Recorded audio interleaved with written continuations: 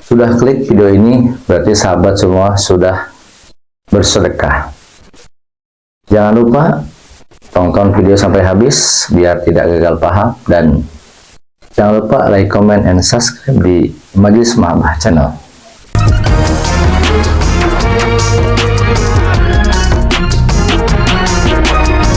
Assalamualaikum warahmatullahi wabarakatuh. Ada makna di 17. Ada 317 yang maknanya sangat dalam. Mana 17 yang 3 tersebut? Yang pertama adalah 17 Ramadan. 17 Ramadan diperingati adalah tanggal 17 Ramadan setiap tahunnya. Bahwa 17 Ramadan itu adalah momen yang sangat sakral yang tentunya umat Islam jangan sampai tidak tahu. Jangan tahunya hanya datang Ramadan, tanggal 1 Ramadan, jangan hanya puasa saja, hanya menahan diri saja dari nahan lapar. Tentunya harus dipahami juga tanggal 17 itu adalah turunnya Al-Quran. Jadi turunnya Al-Quran itu atau wahyu dari Allah Subhanahu wa Ta'ala melalui malaikat Jibril yang disampaikan kepada Rasulullah SAW untuk disampaikan kepada umatnya. Jumlah nabi itu adalah 124.000 nabi dan 313 nabi dan rasul, dan yang wajib diketahui secara ijma dan tafsir ada 25 nabi. Nah, nabi kita Nabi Muhammad SAW menerima wahyu ya Al-Quran pada tanggal 17 Ramadan. Bagi kita umatnya ya, minimal kita rajin membacanya saja sebelum kita memahaminya. Belajar membacanya, kaidah-kaidah ilmu tajwidnya kita pelajari, dan nanti kita ke maknanya sampai ke tafsirnya. Jadi sahabat semua yang mengaku muslim, ya bacalah Al-Quran, baca surat cinta dari Allah Subhanahu wa Ta'ala Al-Quran. Jangan hanya membaca WA, melihat tayangan-tayangan yang tidak jelas. Kalau tayangan YouTube kalau bermanfaat silahkan, tapi kalau tidak bermanfaat, joget-joget, nyanyi-nyanyi, atau hiburan-hiburan yang mendatangkan maksiat, yang mendatangkan kita lupa kepada Allah Subhanahu wa Ta'ala, maka itulah tinggalkan sedikit demi sedikit. Jadi baca Quran, Iqra, mana bikori, Iqra, bacalah, baca, minimal kita baca dulu. Bagi para orang tua untuk memperhatikan anaknya supaya bagaimana anaknya bisa ngaji atau tidak. Jadi 17 Ramadan adalah momen turunnya Al-Quran, dan itu bagi umat Islam ya harus kenali Al-Quran, kenali surat cinta dari Allah Subhanahu wa Ta'ala. Karena kalau ingin cahaya rumahnya ada cahaya, maka baca di rumah itu baca Al-Quran. Orang tua kita meninggal, maka ingin dikuburnya, insyaallah salah satunya adalah dibacakan Al-Quran, dihadiah di Al-Quran, bacaan Quran dari anak yang soleh untuk orang tuanya. Yang kedua 17, ya makna 17 itu adalah 17 rakaat. Jadi di dalam Al-Quran juga dijelaskan bahwasanya kita itu diwajibkan melaksanakan sholat yang 5 waktu. Ya, zuhur, asar, maghrib, isya. Itu yang 17 rakaat itu yang mudah, sulit tapi mudah. Jadi intinya jangan sampai meninggalkan sholat yang 5 waktu, karena itu adalah pokok ya, bahwa kita akan mendapatkan hisab.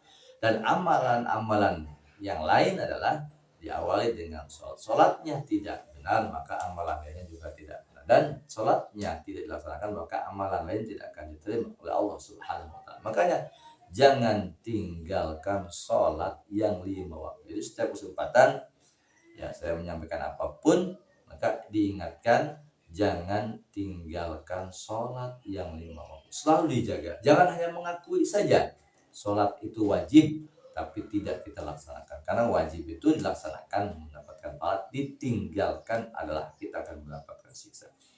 Yang ketiga adalah makna dari 17. Yang ketiga adalah 17 Agustus. Nah, Sebentar lagi kita akan melaksanakan upacara 17 Agustus, peringatan, artinya peringatan 17 Agustus itu adalah momen yang sakral bagi negara Indonesia, bagi bangsa kita. Nah, kita sebagai rakyat Indonesia dan muslim yang baik, karena hubbul waton minal iman, cinta tanah air adalah sebagian daripada iman. Paling tidak di rumah-rumah kita nangharkeun bendera, bahasa Indonesia namanya.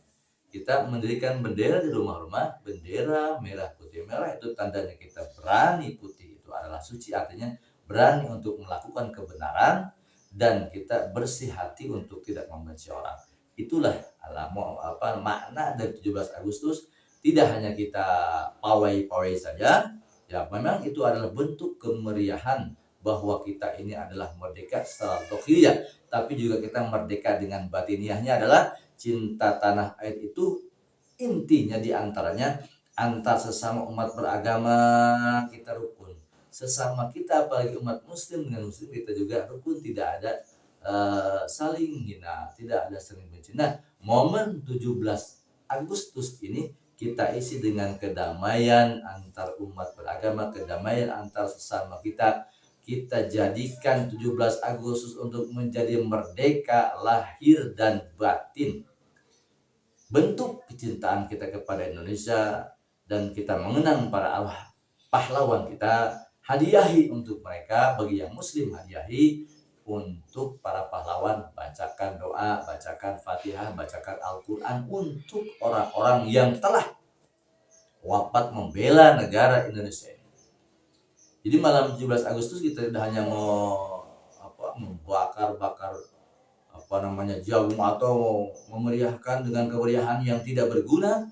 Lebih baik kita mengadakan syukuran untuk mengenang arwah para pahlawan kita dengan mengadakan tahlil, mengadakan hadiah, tawasul khususkan untuk para pahlawan kita, mujahid Islam, ataupun kita doakan untuk semua pejuang supaya mendapatkan pahala dan untuk kita sebagai bentuk rasa kecintaan kepada tanah air, kepada Indonesia Raya.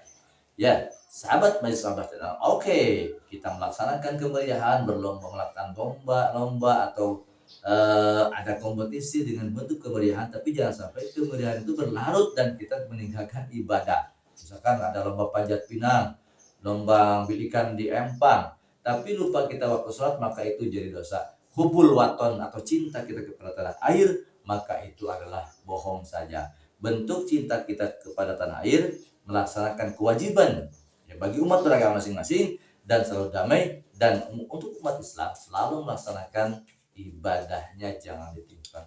Kita memeriahkan panjat pinang dari pagi sampai sore, tapi tidak melaksanakan sholat. Waduh, itulah yang gagal. Cinta negaranya gagal. Itu ya. Itu aja para pejuang dahulu itu membela tanah air itu dengan bertumpah darah, dengan menyebut ya kalimat tauhid, Allahu Akbar, berjuang melawan penjajah.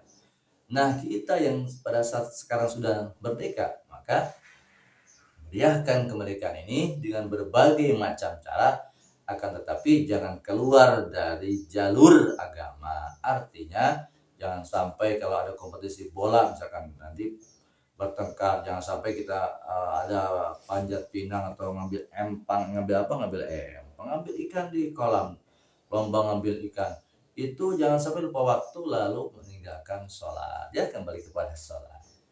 Itu 3 momen 17 Ramadan, 17 rakaat tentunya, dan 17 Agustus. Semua itu adalah berkaitan.